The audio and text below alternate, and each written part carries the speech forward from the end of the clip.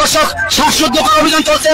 পটুয়াখালীর দশমিনায় 7 জনকে ধারালো দা দিয়ে কোপানোর পরে পুলিশের হাত থেকে বাঁচতে গাছের মগডালে উঠে পড়েছে এক যুবক।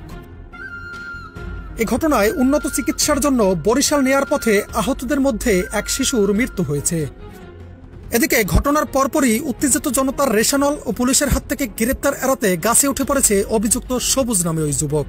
তাকে কোনোভাবেই গাছ থেকে নামাতে পারছিল না পুলিশ। এ ঘটনায় বেশ কয়েকটি গাছ কেটে ফেলেন স্থানীয়রা, কিন্তু সবুজ বারবার এক গাছ থেকে অন্য গাছে আশ্রয় নেয়। ঘটনার খবর পেয়ে উপস্থিত হয় হাজারো উৎসুক জনতা।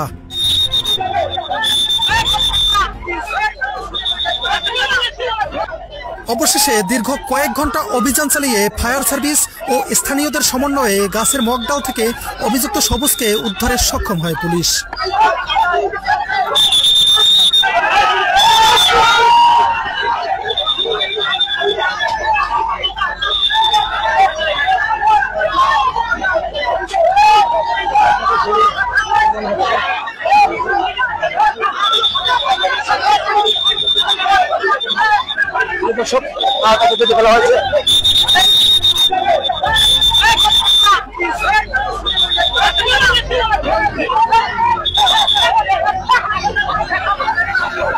চাঞ্চল্যকর এমন ঘটনাটি ঘটেছে দশমিনার বাঁশবাড়িয়া ইউনিয়নের সর হোসনাবাদ মির্ধাবাড়ি এলাকায়।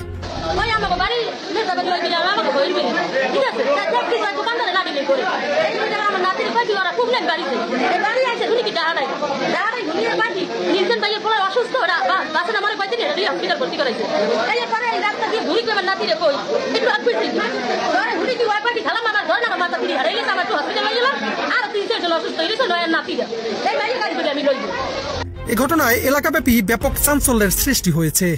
স্থানীয়রা জানান, অভিযুক্ত যুবক সবুজ মাদকে আসক্ত। বর্তমানে তাকে উদ্ধার করে থানা হেফাজতে নিয়েছে দশমিনা থানা পুলিশ।